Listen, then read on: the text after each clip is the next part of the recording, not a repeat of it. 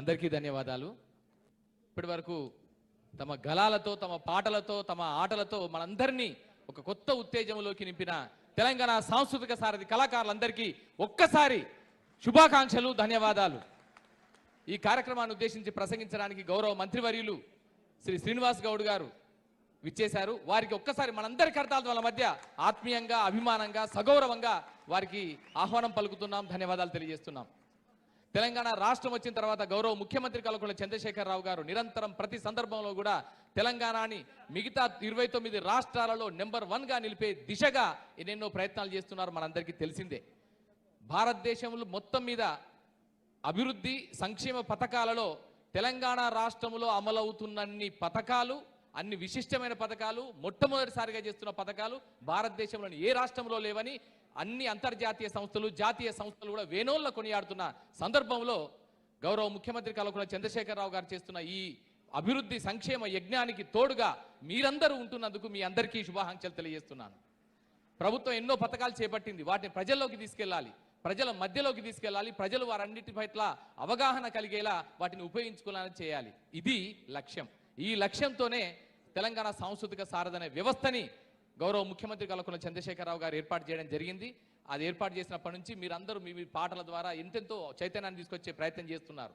మీ అందరికీ అభినందనలు. ఈ క్రమంలోనే ఈ సంవత్సరం మళ్ళీ తెలంగాణ సాంస్కృతిక సారథి చైర్మన్గా గౌరవనీయులు డాక్టర్ రసమయి బాలకిషన్ గారిని మళ్ళీ నియమించిన తర్వాత వారి సారథ్యంలో మళ్ళీ మరింత కొత్త ఉత్సాహంతో తెలంగాణ సాంస్కృతిక సారథి కొత్త రక్తంతో, కొత్త ఉత్సాహంతో ముందుకెళ్తున్న సందర్భంలో ఈ సందర్భాన్ని పురస్కరించుకొని ఇప్పుడు డైరీ ఆవిష్కరణని, తెలంగాణ సాంస్కృతిక సారథి డైరీ ఆవిష్కరణని, అలాగే క్యాలెండర్ ఆవిష్కరణని గౌరవ మంత్రివర్యులు వారి కరకమలాల మీదుగా చేయాల్సిందిగా ఆహ్వానిస్తున్నాం.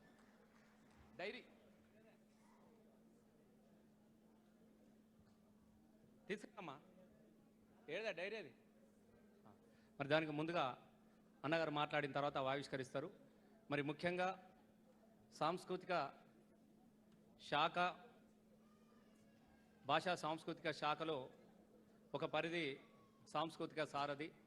మరి సాంస్కృతిక సారథి ద్వారా ఈ సంస్కృతిని విశ్వవ్యాప్తం చేయాలన్నటువంటి గౌరవ మంత్రివర్యులు వారు మంత్రి కన్నా ముందు కూడా ఒక తెలంగాణ ఉద్యమకారునిగా నేను చాలా గర్వపడతా అన్న గురించి చెప్పుకుంటే, ఎందుకంటే తన ఉద్యోగాన్ని కూడా పనంగా పెట్టి తెలంగాణ రాష్ట్ర సాధనలో గజిటెడ్ ఉద్యోగుల సంఘ ద్వారానే కాకుండా ఒక ఉద్యమ నేతగా వారి ప్రస్థానం కూడా మన అందరికీ తెలుసు.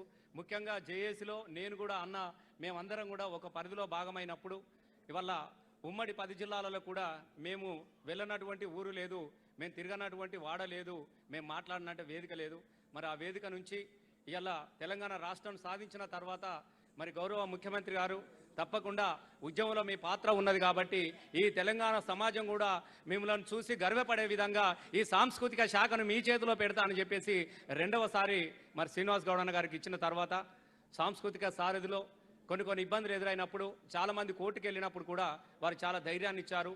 పోయిన కొంతమందికి ఉద్యోగాలు రిజర్వేషన్ పద్ధతి ప్రకారం రాకపోయినప్పటికీ కూడా మళ్ళీ నేను వెళ్ళి అన్నగారితో మాట్లాడిన తర్వాత అప్పటికప్పుడు మళ్ళీ సీఎం గారితో మాట్లాడి ఒప్పించి తిరిగి ఎవరిని పోగొట్టుకోకుండా మళ్ళీ వాళ్ళందరూ కూడా మన కుటుంబ సభ్యుల్లో ఒక్కరిని కూడా మనం పోగొట్టుకోవద్దని చెప్పేసి తీసుకొచ్చిన దానిలో గౌరవ మంత్రివర్యులు గారి సహకారాన్ని నేను మర్చిపోలేనందుకు మీ అందరి తరఫున వారికి హృదయపూర్వకంగా నేను ధన్యవాదాలు తెలియజేస్తా ఉన్నా. మరి ఒక సాంస్కృతిక సారథి అనేది అక్కడికే పరిమితం కాలేదు అన్న. సుమారుగా 6 సంవత్సరాల నుంచి మా పిల్లలు కేవలం ప్రభుత్వం నిర్ణయించినటువంటి వేతనంతోనే పనిచేస్తున్నారు కాబట్టి మళ్ళీ చాలా దూరం పోవాల్సినటువంటి అవసరం కూడా ఉన్నది కాబట్టి చాలా దారి ఖర్చులకే దానికే ఇబ్బందులు ఎదుర్కొంటూ ఉన్నారు కాబట్టి మరి అందరికీ జీతాలు పెంచుకున్నప్పుడు ఈ పిఆర్సీ ప్రకారము మీరు కూడా ఒక ఉద్యోగుల సంఘాన్ని చాలా ఉవ్వెత్తున తీర్చిదిద్దిన వాళ్ళు కాబట్టి తప్పకుండా మా గురించి కూడా మీరు ఆలోచించాలనుకున్నప్పుడు వారు నాతో మాట్లాడిన తర్వాత నేను ఒక ప్రపోజల్ పెట్టిన తర్వాత ఆ ప్రపోజల్ను గౌరవ ముఖ్యమంత్రి గారి దగ్గర స్వయంగా మాట్లాడి 30% మాకు కూడా వర్తింపజేయాలి జీతం అని అనుకున్నప్పుడు వారి పెద్ద మనసుతోని వారు అంగీకరించినందుకు మన అందరి కళాకారుల తరఫున ఒకసారి లేచి అందరూ చప్పట్లు కొట్టాలి, మొత్తం అందరు కూడా. కూర్చోండి ఇక. Okay, thank you. మరి కూర్చోండి ఇక. జీతం పెరిగిందంటే చాలు, ఆకాశమే అద్దు కేకలకు. ఎంత పెరిగింది, మీకు ఎన్ని డబ్బులు వస్తాయో అన్నగారే ప్రకటిస్తారు, వారి చేతుల మీద గారే ప్రకటిస్తారు. కాబట్టి ఈ వేదిక మీద నుంచి అలాగే దాంతో పాటుగా మా డిపిఆర్ వాళ్ళతో ఇప్పటిసారి మేము మీటింగ్ పెట్టుకున్నామన్నా. మా డిపిఆర్ వాళ్ళందరూ కూడా సంపూర్ణంగా మేము సహకరిస్తాం సార్, చాలా గొప్పగా తీసుకుందాం. మా పిల్లలకు మైకులు లేక ఇబ్బందులు పడుతూ ఉన్నారు, వాస్తవంగా పాపం మంచి పాడేవాళ్ళు ఉన్నారు, కానీ వాళ్ళకు మైకులు లేక ఇబ్బందులు ఎదుర్కొంటారు అనుకున్నప్పుడు ఆ మైకులను కూడా మేమే సమకూర్చి అన్నగారి చేతుల మీదుగా ఆ మైక్ బాక్స్లను కూడా మీకు అప్పచెప్పేదానికి ఈరోజు ఇక్కడ కూడా తీసుకొచ్చినాం. కాబట్టి దాంతో పాటుగా మొత్తం కళాకారుల సర్దుబాటు అయిన తర్వాత అన్ని జిల్లాలలో కూడా కనీసం 25 రోజులకు తగ్గకుండా మీకు వాహన సౌకర్యం కూడా ఏ విధంగా కల్పించాలనే దాని మీద కూడా మేము ఆలోచన చేస్తూ ఉన్నాం. అది కూడా మంత్రి గారికి ప్రపోజల్ పెట్టడం జరిగినది. తప్పకుండా సీఎం గారి ఆమోదంతో వచ్చే నెలలో 2 నెలల్లో ఆ కార్యక్రమాన్ని కూడా సంపూర్ణంగా పూర్తి చేసుకున్నామని తెలియజేస్తూ ఇప్పుడు గౌరవనీయులైనటువంటి మంత్రి గారి చేతుల మీదుగా ఈ క్యాలెండర్ ఆవిష్కరణ చేసుకుందాం మనం. నిజంగా ఇక్కడ ఇద్దరు గొప్ప మనసున్న మనుషులు ఇద్దరున్నారు. వాళ్ళు పాలనా పరంగానే కాకుండా ప్రజా ఉద్యమాల పరంగానే కాకుండా ఒకరు పాట పాడితే మరొకరు ఉద్యోగుల సంఘాల అందరినీ ఏకం చేసి ముందుకు నడిపించిన మంచి నాయకులు. ముందుకు నడిపించిన మంచి నాయకులు, ఉద్యోగ సంఘాలందరినీ ఏకీకృతం చేసిన వారు ఒకరైతే, పాటల ద్వారా ప్రజలందరిలో చైతన్యం తీసుకొచ్చినటువంటి వారు మరొకరు. సో మీరు చూపించండి సార్, ఫస్ట్ మీరు చూపించండి.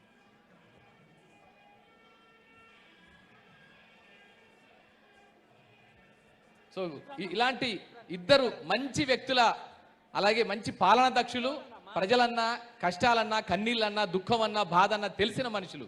ఒకరు సర్దార్ సర్వాయి పాపన్న వారసత్వాన్ని పుణికిపుచ్చుకున్న వారైతే మరొకరు ఈ మట్టి పాటని తనకి ఆవాహన చేసుకున్నటువంటి గొప్ప మనిషి. సో ఇద్దరి సారథ్యంలో ఈరోజు ఈ డైరీ ఆవిష్కరణ, ఈ క్యాలెండర్ ఆవిష్కరణ జరిగినందుకు ధన్యవాదాలు తెలియజేసుకుంటున్నాం. అలాగే ఇప్పుడు మన 33 జిల్లాలకు సంబంధించి ఇంతకుముందే మన గౌరవ డాక్టర్ రసమయ్య బాలకృష్ణ గారు చైర్మన్ గారు ప్రకటించారు సౌండ్ బాక్సులు. మనం ఎందుకంటే మనం ఫీల్డ్లోకి వెళ్ళినప్పుడు అమ్మాయి మనం ఫీల్డ్కి వెళ్తుంటాము, క్షేత్ర స్థాయిలో మనం ఎన్నో పనులు చేస్తుంటాము, పాటలు పాడుతుంటాము. సో ఈ పాటలు పాడుతున్నప్పుడు సౌండ్ వినిపిస్తే బాగుంటుంది, అది లౌడ్గా ఉంటే బాగుంటుంది అనే ఆలోచనతో గౌరవ చైర్మన్ గారు ఒక మంచి ప్రతిపాదన చేయడం జరిగింది. అదేంటంటే ఈ సౌండ్ బాక్స్ని, అంటే మొబైల్ సౌండ్ బాక్స్ ఇది, దీన్ని తీసుకెళ్లడం ద్వారా మనం ఎక్కడైతే అక్కడ పాటలు పాడి ప్రజలందరి యొక్క దృష్టిని ఆకర్షించే అవకాశం ఉంటుంది. ఈ సౌండ్ ఎక్కువగా వినిపించే అవకాశం ఉంటుంది. లేటెస్ట్ అహుజా టెక్నాలజీని ఉపయోగించి తయారు చేసినటువంటివి.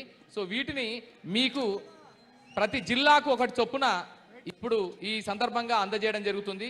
గౌరవ మంత్రివర్యులు శ్రీ శ్రీనివాస్ గౌడ్ గారి చేతుల మీదుగా ఇది రిమోట్తో నడిచేది, ఇట్లా ఉంటుంది, ఇది పక్క పెట్టి అది ఇస్తూ, అలాగే డాక్టర్ రసమయ్య బాలకృష్ణ గారి చేతుల మీదుగా ఈ సౌండ్ బాక్సులను పంపిణీ చేయడం జరుగుతుంది. ఒక్కొక్క జిల్లాకు ఒక్కొక్కటి చొప్పున మొత్తం 33. దీంట్లో మైక్ ఉంటుంది, రిమోట్తో నడిపే టెక్నాలజీ ఉంటుంది. ఇవన్నీ లేటెస్ట్ అడ్వాన్స్డ్ వెర్షన్స్. దీన్ని మనం ఒక క్యారీ బ్యాగ్ లాగా తీసుకెళ్ళినట్టుగా తీసుకెళ్తూ మనం ఎక్కడైతే అక్కడ ఈ పాటల్ని పాడుతున్నప్పుడు సౌండ్. సో ధన్యవాదాలు సార్ వీరందరికీ. అంటే ఇప్పుడు 1, 2, 3 ఇచ్చాము, మిగతా అందరికి.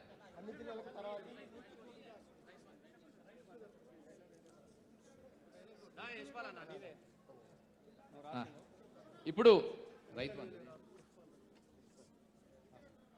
రైతు బంధు మీద ఎన్నో పాటలు రాసాం. రైతు బంధు అనే కాదు, ప్రభుత్వ సంక్షేమ పథకాలు, కళ్యాణ లక్ష్మి నుంచి మొదలుకొని మిషన్ భగీరథ, మిషన్ కాకతీయ నుంచి మొదలుకొని ప్రతి అంశం పైన మొదటిగా స్పందించింది, పాటలు పాడింది, పాటలు రాసింది తెలంగాణ సాంస్కృతిక సారథి కళాకారులే. అంత చైతన్యం, అంత అక్షర గంభీరం తెలంగాణ సాంస్కృతిక సారథి కళాకారులది. ఆ క్రమంలోనే ఎన్నో పాటల్ని కూడా రూపొందించడం జరిగింది.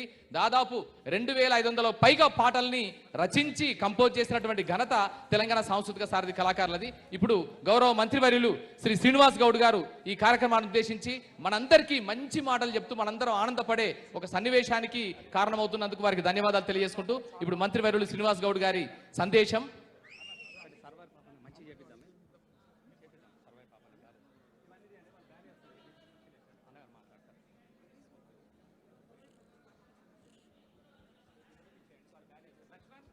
సభాధ్యక్షులు,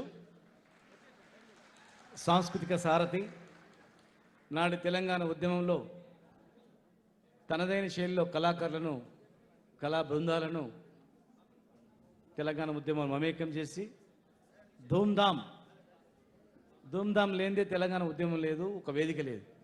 అలాంటి తెలంగాణ ధూమ్ధామ్ని నిజాం కళాశాలలో స్థాపించి ఆ ధూమ్ధామ్ ద్వారా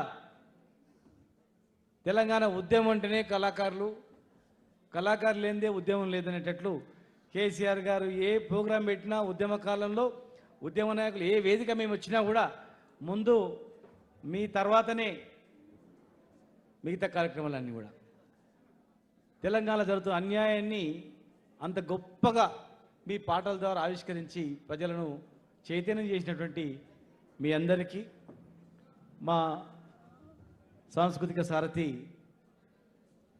డైరెక్టర్ ఆఫ్ కల్చర్ మామిడి హరికృష్ణ గారికి, వేదిక ఉన్నటువంటి కళాకారులకు, కళా బృందాలకు, ఇక్కడ వచ్చినటువంటి డిపిఆర్ఓలకు అందరికి కూడా పేరు పేరున పాత్రికేయ సోదరులందరికీ పేరు పేరున నమస్కారం తెలియజేస్తూ, మీ అందరిని చూస్తూ ఉంటే నిజంగా ఈరోజు నేను 3 సంవత్సరాల నుంచి నేను మంత్రి అయిన తర్వాత, మీ శాఖ మంత్రి అయిన తర్వాత 3 సంవత్సరాల నుంచి ప్రయత్నం చేస్తూ ఉన్నా. 5-6 నెలల తర్వాతనే కోర్టు కేసు కావడం, మీ పైన ఉద్యోగాలకు ఇబ్బంది రావడం, రసమయ్య బాలకిషన్ గారు ఆయన ఎమ్మెల్యే ఉన్న ప్రాణమంతా కూడా ఎప్పుడు కలిసినా కూడా అన్న మా వాళ్ళది ఏమైంది కేసు, వాళ్ళకి మాత్రం ఉద్యోగాలు తీయద్దు, ఒకవేళ వాళ్ళకు ఉద్యోగాలు పోతే మళ్ళీ ఇట్లా కష్టమవుతుంది కదా అని ఆరాటం. ముఖ్యమంత్రి గారు కూడా కడుపులో పెట్టుకోవాలి వాళ్ళని, ఎట్టి పరిస్థితుల్లో ఏ అవకాశం వచ్చినా ఒకవేళ కాకపోతే మళ్ళీ అయినా వాళ్ళకు అవకాశం ఇవ్వాలి, కానీ ఎట్టి పరిస్థితుల్లో వాళ్ళు మాత్రం ఉండాలి అని చెప్పి ముఖ్యమంత్రి గారు చెప్పడం, దానికి కమిటీ వేసి 2 సంవత్సరాలు అయింది. ఎంత పరిశీలించామంటే ఏ ఒక్క కళాకారుని కూడా ఉద్యోగం పోవద్దు, ఏ ఒక్కరు కూడా కడుపుల నష్టం జరగద్దు, కడుపు మీద కొట్టొద్దు. ఎన్ని ప్రయత్నాలు చేసినా సరే ప్రతి ఒక్కరిని అన్ని పర్సెంట్గా ఆదుకోవాలి. ఎవరైనా మిగిలిపోతే కూడా ఇతర పద్ధతుల ద్వారా ఉద్యోగం అవకాశం కలిగించాలి.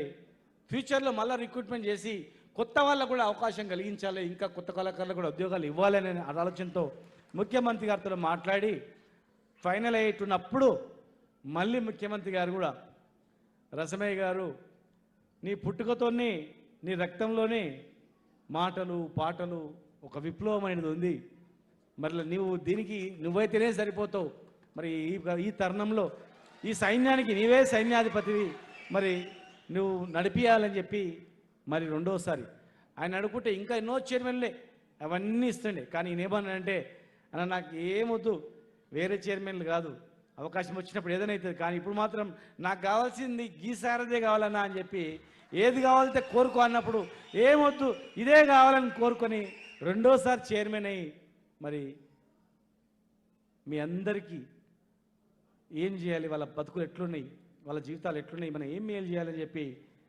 ఒక్కొక్కటి మరి మీకు అంశాల వారిగా ఇప్పుడే కోరడం జరిగింది. నేను మాట్లాడుతూ చెప్తా. ఖచ్చితంగా ఈ దేశంలో కళాకారులను గుర్తించింది మీరు చూసుకోండి, ఇక్కడ ఏ రాష్ట్రంలోనే కానీ కళాకారులకు ఉద్యోగ అవకాశాలు ఇచ్చింది కేవలం ఒక కేసీఆర్ గారు మాత్రమే. ఒక కళాకారునికి నువ్వు కళాకారునిగా మెలిగిపోవద్దు, నీ జీవితం మొత్తం కూడా తెలంగాణకు అంకితమైంది, నువ్వు గౌరవంగా శాసనసభలో ఉండాలని చెప్పి ఒక ఎమ్మెల్యేగా చేసినటువంటి ఘనత ఇవాళ కేసీఆర్ గారిది. ఉద్యమంలో మేమిద్దరం కూడా ప్రతి వేదికలో అనేక సందర్భాల్లో మేము బాధపడుతుంది కేసీఆర్ గారు వెంబడి ఉన్నప్పుడు.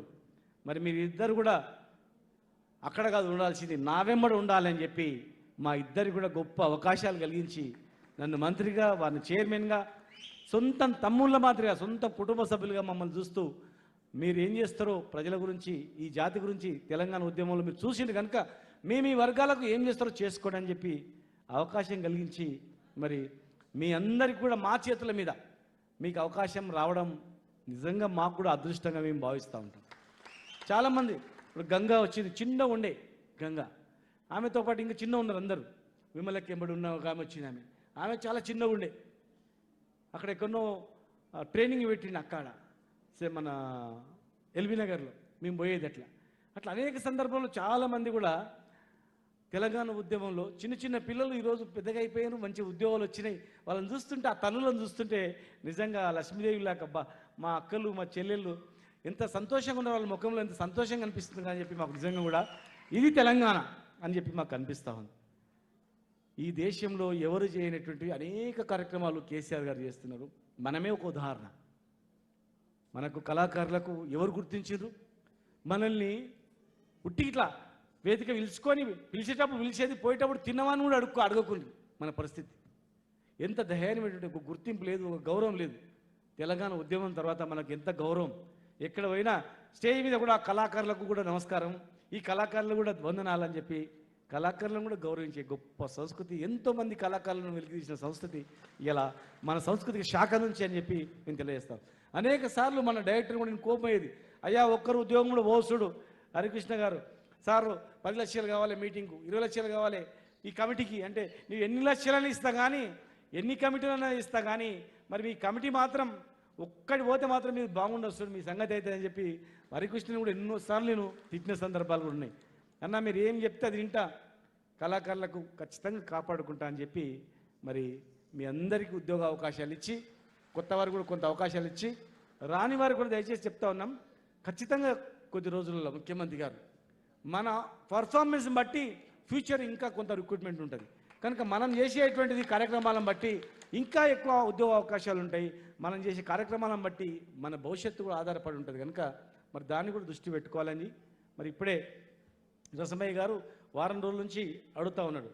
ఉద్యోగులకు 30% అన్నప్పటి నుంచి మరి చాలామంది డిపార్ట్మెంట్లో పెద్ద పెద్ద ఆఫీసర్లు ఏమన్నారంటే, అన్న వీళ్ళకు అవుట్సోర్సింగ్ వాళ్ళకు, కాంట్రాక్ట్ వాళ్ళకు, రకరకాల వాళ్ళకు వీళ్ళకి వస్తుందో రాదో, వీళ్ళకి వర్తింప చేస్తుందో చేయదో, వీళ్ళకి ఇట్లా వర్తింప చేయదు అని చెప్పి మాతో మాట్లాడడం జరిగింది. అప్పుడు ఇమ్మీడియట్గా రసమయ్య గారు మేము ముఖ్యమంత్రి గారిని అడగగానే మన పేరు కళాకారులు అంటే ఫస్ట్ ఆయనకు కడుపులకి ఫస్ట్ వస్తుంది, ఆయనకు చేయాలని పాజిటివ్ అనమాట. అట్లా చేసేయండి, లేకపోతే కూడా అందులో యాడ్ చేయండి అన్నాడు. యాడ్ చేసినా సరే చేయండి, లెక్క చేసినాం. అంతకుముందు ఎంత వస్తుండే జీతం, ఇప్పుడు ఎంత వస్తుంది? ఇప్పుడు 31,868 రూపాయలు వస్తుంది. ఈ పిఆర్సీకి 31,000 అంటే 32,000 అయింది, మళ్ళీ 50,000 అవుతుంది, మళ్ళీ 70,000 అవుతుంది, మీరు రిటైర్డ్ అయ్యే వరకు 80,000 కూడా అవుతుంది. మన కళాకారులు కూడా బండి మీద ఎక్కించుకొని పోయి మంచిగా ఇంటికాడ పోయి ఆఫీస్కి పోయి మళ్ళీ ఇంటికి వచ్చే పరిస్థితి వరకు తెస్తాం గ్యారెంటీగా 100%. మీకు చేయడమే కాదు, కొత్త రిక్రూట్మెంట్ పై కూడా కొత్త ఇంకా అవకాశం ఉన్న దగ్గర కూడా చేయాలనేటువంటి ఆలోచన ముఖ్యమంత్రి గారికి ఉంది. ఉద్యమంలో ఉన్న ఏ ఒక్కరిని కూడా మర్చిపోడు ఆయన. సమయం రావాలా, సమయం వచ్చినప్పుడు గ్యారెంటీ చేస్తుంది. మనసున్న మహారాజు అయినా ఇవాళ చూడండి, మనం చూస్తుంటాం కళాకారులు, మీకు తెలుసు ఎంతోమంది ఒక పూట అన్నం తినేది ఊర్లలో, ఇవాళ 3 పూటలు అన్నం తింటున్నారు. ఎంతోమంది కొడలు బాగా చూసుకుంటలేదు, కొడుకు బాగా చూస్తలేదు, ఏడుస్తుంది. ఇవాళ ఎవడు అవసరం లేదా, మా పెద్ద కొడుకు కేసీఆర్ ఉన్నాడని అంటుండరా లేదా? వాస్తవంగా ఒక్కసారి మీరు ఆలోచన చేయండి.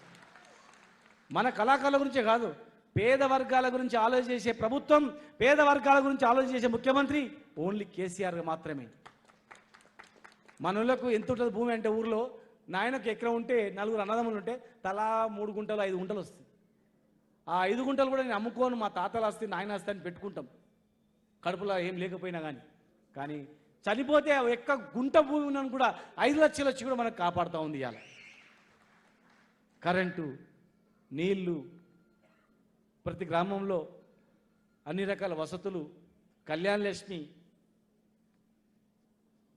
కేసీఆర్ కిట్టు, ఒక్కటే రెండా? మీరు చూడండి ఇవాళ గ్రామాలు ఎట్లున్నాయి. మనందరం గ్రామాల నుంచి వచ్చిన వాళ్ళమే. ఇవాళ గ్రామాల్లో ఉన్నటువంటి పేద కుటుంబాలు ఎట్లున్నాయి ఆలోచన చేయండి. ఇది కేసీఆర్ గారు ఉన్నందుకే, టీఆర్ఎస్ ప్రభుత్వం ఉన్నందుకే ఈ సాధ్యమైందా? ఎవరికైనా ఒక ఆలోచన వచ్చిందా మన గురించి? ఆలోచన చేయండి. ఇండ్లు ఇవ్వాలంటే కూడా ఒక రూమ్ ఇచ్చేది వాళ్ళ స్కీమ్లలోనే, అంటే ఒక రూమ్లో మీరు అందరూ తిని అన్ననే వండుకొని సావండి అంతే. కానీ ఆలోచన కేసీఆర్ గారికి ఎట్లుంది ఆలోచన విధానం? 2 లక్షల ఇల్లు కట్టినా సరే కానీ 2 బాత్రూమ్లు ఉండాలి, 2 బెడ్రూమ్లు ఉండాలి, వంట రూమ్ ఉండాలి, ఆత్మగౌరవంతో బతకాలి అని చెప్పి పేదల గురించి ఆలోచన చేసే గొప్ప నాయకుడు ఇవాళ కేసీఆర్ కాదని ఆలోచన చేయాలి. చెప్పుకుంటూ పోతే చాలా ఉన్నాయి.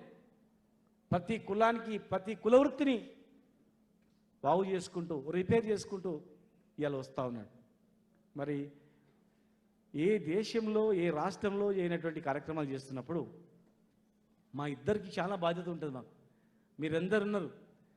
మరి 3 సంవత్సరాలు ఏం చేసిండ్రు అంటే ఏం చెప్పాలి? 5 సంవత్సరాలు మా పీరియడ్లో ఏం జరిగింది అంటే ఏం చెప్పాలా? ఆలోచన చేయాలి. ఎంతోమంది అప్పుడు తప్పనే గేమ్ పాట రాసేటోళ్ళు పాడేటోళ్ళు ఉన్నారు. ఇన్ని అద్భుతమైన పథకాలు ఉన్నప్పుడు మనం ఎన్ని పాటలు రాసినాము, ప్రభుత్వం గురించి ఎన్ని పాటలు రాసినాము, ప్రైవేటుల గురించి ఎన్ని పాటలు రాసినాము, ప్రభుత్వం గురించి ఎన్ని పాటలు వాడి ఫేమస్ అయినాము, ప్రైవేటుల గురించి ఎన్ని పాటలు వాడి ఫేమస్ అయినాము అనేది ఆలోచన చేసుకోవాలి.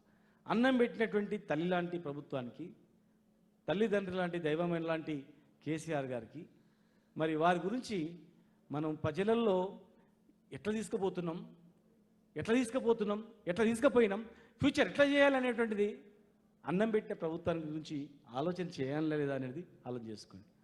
నేను 3 సంవత్సరాల నుంచి మిమ్మల్ని ఎందుకు పిలవలేదంటే అసలు మీరు ఉద్యోగులా కాదా, అసలు ఎట్లా పిలిచిండ్రు అని కోర్టుల కేసు నడుస్తుంది కనుక భయంతో మిమ్మల్ని కాపాడుకోవాలి, ఫైనల్ అయిన తర్వాత పిలుద్దాం అనుకున్నాం. ఫైనల్ కాగానే మా రసమయ్య గారు వచ్చి నాకు సొంత అన్నదమ్ములాక ఆయన వచ్చి రాగానే అప్పటి నుంచి అనుకుంటున్నా ఆయన మీకు అన్ని దిశానిర్దేశం ఇస్తున్నాడు.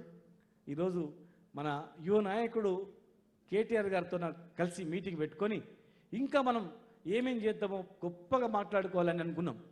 కానీ దురదృష్టవశాత్తు మరి చిన్న ఇబ్బంది వల్ల మన బ్యాండ్లకు రాలేకపోయినా తొందరలోనే మేము ఒకసారి మీటింగ్ పెట్టుకొని ముఖ్యులతో మీటింగ్ పెట్టుకొని ఒక సాంస్కృతిక సారథి అంటేనే ఈ దేశంలో తెలంగాణ ప్రభుత్వం చేస్తున్నటువంటి కార్యక్రమాలను అద్భుతంగా గ్రామీణ ప్రాంతంలో ఉన్నటువంటి వాళ్ళకు కూడా ఎప్పటికప్పుడే ప్రజలకు అందజేసి ప్రభుత్వాన్ని ఎవరు విమర్శించినా, ప్రభుత్వం మీద ఎవరైనా దుమ్మెత్తి పోసినా, పేద ప్రజలకు ఇచ్చే పథకాలను ఎవరు కాలు రాయాలని ప్రయత్నం చేసినా మళ్ళీ వాడి జోలి కూడా పోకుండా అరే ఇంత పెద్ద సైన్యం ఉందిరా అనేటట్లు తయారు చేయాల్సిన బాధ్యత ఇలా మా పైన ఉంది కనుక మరి ఖచ్చితంగా మీకు ఏమేం కావాలో అన్నీ చేస్తాం.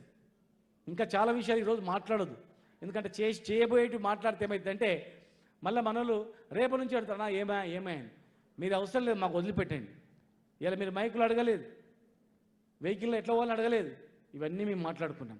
కేటీఆర్ గారు, రసమయ్య గారు, మేమందరం కూడా వాళ్ళకి ఏం ఇబ్బందులు ఉన్నాయి, ఏం కష్టాలు ఉన్నాయని చెప్పి కనుక ఇక్కడ వచ్చిన డిపిఆర్ వాళ్ళందరూ కూడా దయచేసి వాళ్ళని కూడా గౌరవంగా గుర్తించి మీ ఆఫీస్కి వచ్చినప్పుడు కుర్చీల మీద కూర్చునిపెట్టి, ముందర కూర్చునిపెట్టి, దాండి అని చెప్పి కూర్చునిపెట్టి ఏమేం చేసిండ్రు, ఎట్లా చేసిండ్రని ఒక గౌరవం మా వాళ్ళకి ఎట్లా అంటే ఆత్మగౌరవం, సెల్ఫ్ రెస్పెక్ట్, వాళ్ళని కూడా గౌరవిస్తే ఒక పూట తిండి పనిచేసినా సరే 24 గంటలు కష్టపడి పనిచేసే రక్తం మా కళాకారులలో ఉంది.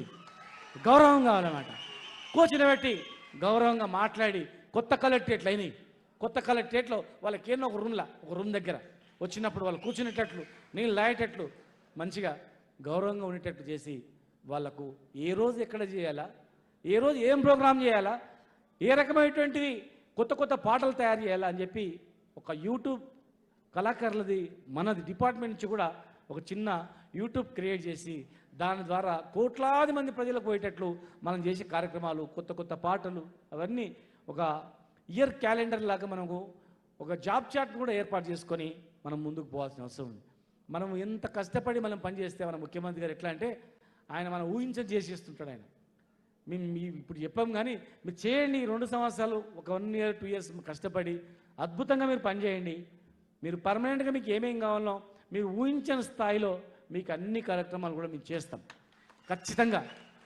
అన్ని మీరు అడగనే చేసే కార్యక్రమాలు, అడగకుండానే ఏం చేస్తామో అవన్నీ కూడా చేస్తాం. కానీ ప్రభుత్వ కార్యక్రమాలను మనం పట్టించుకోకుండా ఏదో నామకవాస్త డ్యూటీ చేస్తే మాత్రం మంచిగా ఉండదు, అది మంచి పద్ధతి కాదు. ఇప్పుడు 33 జిల్లాలు అయినాయి. 33 జిల్లాలలో అందరం పోయి పని చేయాలా? అందరం ఒకే దగ్గర ఉన్నామనుకో, మరి మిగతా జిల్లాలు ఎట్లా చేయాలా? అట్లా ఎట్లా చేస్తారు? ఎవరికి దగ్గర ఉంటుంది ఊరికి, ఎవరికి ఏ ప్లేస్లో దగ్గర ఉందో ఆలోచన చేసుకొని ఆయా ప్లేస్లలో పోయి మనం పని చేసుకోవాలి, సర్దుబాటు చేసుకోవాలి. అందరం మనమే ఆడపిల్లలకు ముందు ఛాన్స్ ఇవ్వాలి, తర్వాత ఏజ్ ఎక్కువ వాళ్ళకు కొద్దిగా ముందు ఛాన్స్ ఇవ్వాలి. యువకులు ఉన్నటువంటి వాళ్ళు అన్నా ఎక్కడ వేసినా సరే మేము పని చేస్తామని చెప్పి వాళ్ళు చేయాల్సిన అవసరం ఉంది. ఎందుకంటే ఇది మన భవిష్యత్తు. బాగుపడ్డ తెలంగాణను ఆగం చేయడానికి ప్రయత్నం చేస్తూ ఉన్నారు. ఎట్లా ఆగం చేయాలని చెప్పేసి, అరే ఎట్లా ఖరాబ్ చేయాలని ప్రయత్నం చేస్తూ ఉన్నారు. కరెంటు లేకుండానే మనకు 24 గంటల కరెంట్ అయ్యి ఊర్లలో వ్యవసాయం అయ్యి ఇవాళ దేశంలో ఎక్కడ లేని పంటలు తెలంగాణలో వండి ఉచిత 24 గంటల కరెంట్ ఇచ్చేటువంటి తెలంగాణ రాష్ట్రానికి ఇవాళ మనం ఎన్ని పాటలు రాయాలి? రైతు బంధు మీద ఎన్ని పాటలు రాయాలి? రైతు బీమా ఎంతమైన పాటలు రాయాలి? ఆడపిల్లలు పుట్టిందంటే కడుపులోనే చంపేస్తుంది. ఎట్లా పెళ్లి చేయాలని చెప్పి. ఇలా పరిస్థితి లేదు. ఈ ప్రభుత్వంలో ఆడపిల్లలైనా సరే ఇంకా గర్వంగా బతుకుతారని చెప్పి గొప్ప ధైర్యాన్ని శక్తిని ఇచ్చినటువంటి ఈ ముఖ్యమంత్రి గారికి ప్రభుత్వానికి మనం ఎన్ని పాటలు పాడాలో చెప్పండి, ఎన్ని చేయాలి. కానీ మనకున్న బలానికి తగ్గ పాటలు కానీ మనకు శక్తి తగ్గ పని మాత్రం మనం చేస్తలే. మనం ఇప్పుడు చేయలే, చేసినాం కానీ అంత చేయలే, మన శక్తి మీద చేయలే.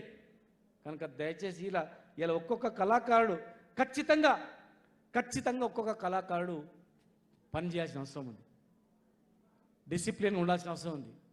ఒక ప్రభుత్వ ఉద్యోగులు మీరు ఇప్పుడు 30,000 జీతం అంటే మొన్న తెలంగాణ రాకముందు కూడా పెద్ద చదువు వాళ్ళకు కూడా 15,000 12,000 జీతం ఉంటుండే.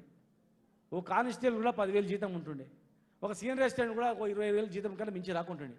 ఇలా ఒక గౌరవంగా ఒక 30,000 జీతం పెరిగిందంటే తొందరలోనే మళ్ళీ ఒక 50,000 అవుతుంది. మళ్ళీ పిఆర్సీకి 50,000 అవుతుంది, పెరుగుతూ పోతుంటుంది. ప్రభుత్వ ఉద్యోగులతో సమానంగా మనకు కూడా హక్కులు కూడా అడగడానికి అవకాశం ఉంటుంది. ఇండిసిప్లిన్గా ఉండి ఎవరో పిలిస్తే ప్రభుత్వానికి వ్యతిరేకంగా ఏదో పాటలు పాడి అక్కడ ఇక్కడ కనపడి ఒక చైర్మన్ గారు చెప్పిన మాట వినకుండా, అధికారులు చెప్పిన మాట వినకుండా ఇష్టానుసారంగా చేస్తే ఏమిటంటే గవర్నమెంట్ ఉద్యోగులకు గవర్నమెంట్ వ్యతిరేకంగా చేస్తే గవర్నమెంట్ ఏం చేస్తుంది, గవర్నమెంట్ ఉద్యోగులను తీసేస్తుంది. అట్లనే ప్రభుత్వంలో మనం ఉన్న తర్వాత మనం పని చేయకుండా డ్యూటీకి రాకుండా అక్కడ ఇక్కడ తిరుగుకుంటా ఎవరి మాట వినకుండా చేసినామనుకో ఇమీడియట్గా తొలగించే అధికారం కూడా ఉంటుంది. కనుక ఆ అవకాశం తెచ్చుకోవద్దు. ఆ అవకాశం తెచ్చుకోకుండా పర్మనెంట్గా మనం ఉండాలి, పర్మనెంట్గా ఎట్లా కావాలి, ఇంకా ఎట్లా జీతాలు పెరగాలనే దిశగా మీరు ఆలోచన చేసి ముందుకు పోవాల్సిన అవసరం ఉంది. ఇలా ఒక రెస్పెక్ట్ మనకు పెరిగింది. ఎంత జీతం అంటే ఒక 30,000 దాటిందంటే అమ్మో ఇది పెద్ద ఉద్యోగమే అనుకుంటారు. దానికి మంచి పేరు కూడా డిజిగ్నేట్ చేస్తాం, మంచిగా గౌరవంగా ఐడి కార్డులు ఇచ్చడం. ఇంకా మీకు ఏమేం కావాలో ప్రభుత్వ ఉద్యోగులకు ఏమేమి ఉంటాయో ఆ ఐడి కార్డులు రకరకాలవన్నీ కూడా మేము ఏర్పాటు చేస్తాం. ఇన్సూరెన్స్ కానీ బైపాస్లు మన బస్ పాస్ కానీ ఇన్సూరెన్స్ అవన్నీ ఏమేం చేస్తానో మేము మాట్లాడతాం. పెద్ద లెక్క కాదు, 500-600 మందికి ఒక్క మీటింగ్లో ముఖ్యమంత్రి గారితో మాట్లాడి మేము ఇద్దరం పోయి సార్ అన్నామనుకో కళాకారుల కంటే ఏమంటే చేస్తారు. అడిగిందే తక్కువ, అయినా మనం అడిగింది తప్పు. అడగగానే ఓకే పో అని చెప్పేస్తాడు మనసున్న మహారాజు అయిన.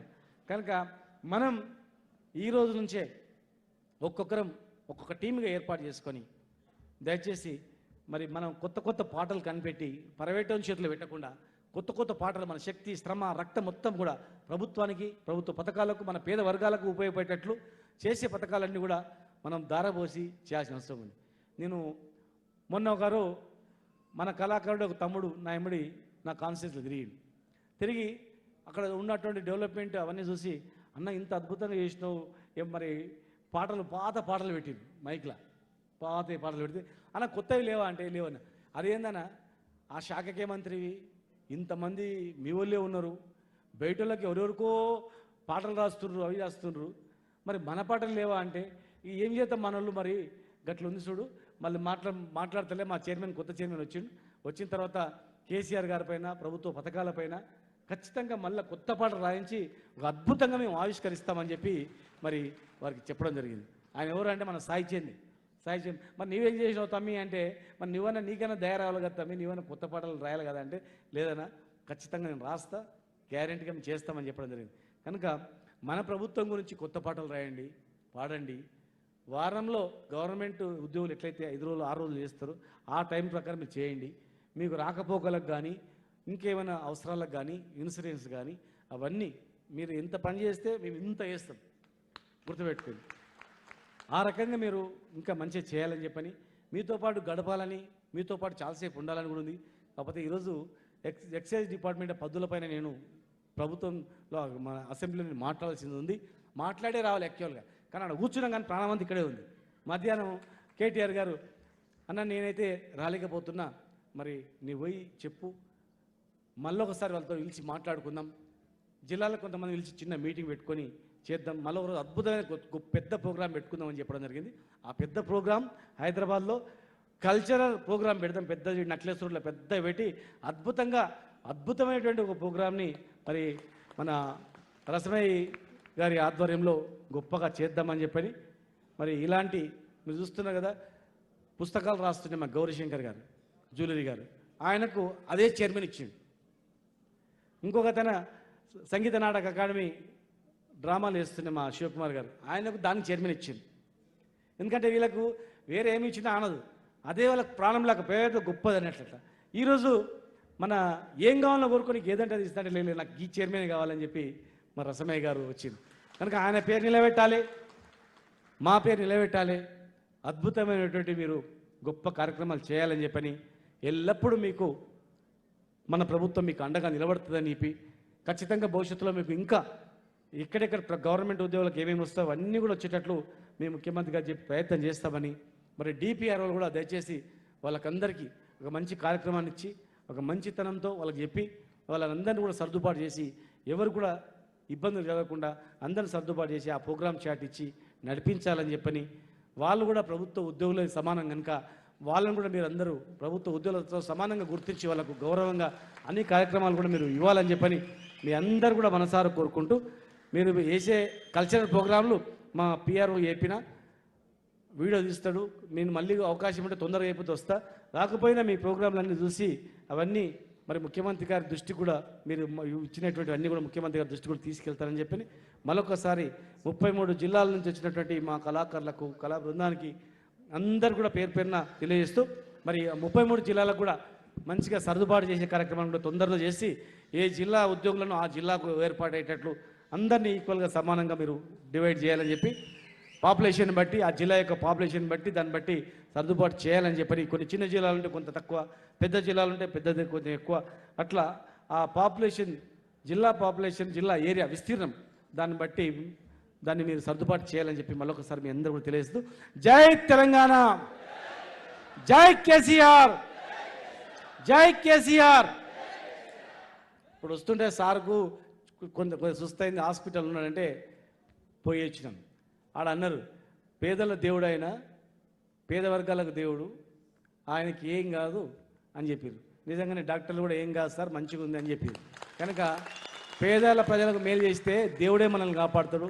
ఆ భగవంతుడే ఆయనకు 100 సంవత్సరాలు ఆరోగ్యాలతో ఉండేట్లు కేసీఆర్ గారిని భగవంతుడు చల్లగా చూడాలని మనందరం కూడా భగవంతుని మనస్సాక్షిగా మనందరం కూడా కోరుకోవాలని చెప్పి మీ అందరూ కూడా తెలియజేస్తూ ముగిస్తున్నా.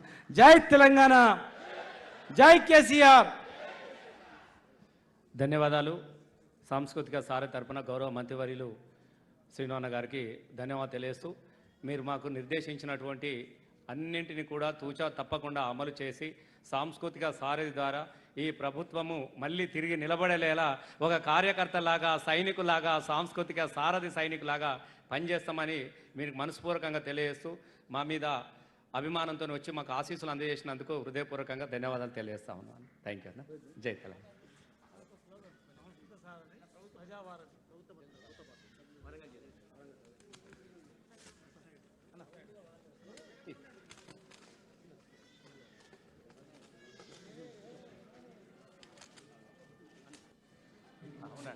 ఉన్నాడు.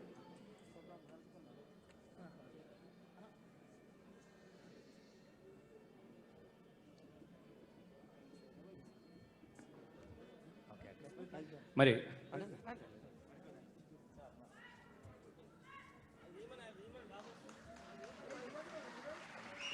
థ్యాంక్ యూ అన్న.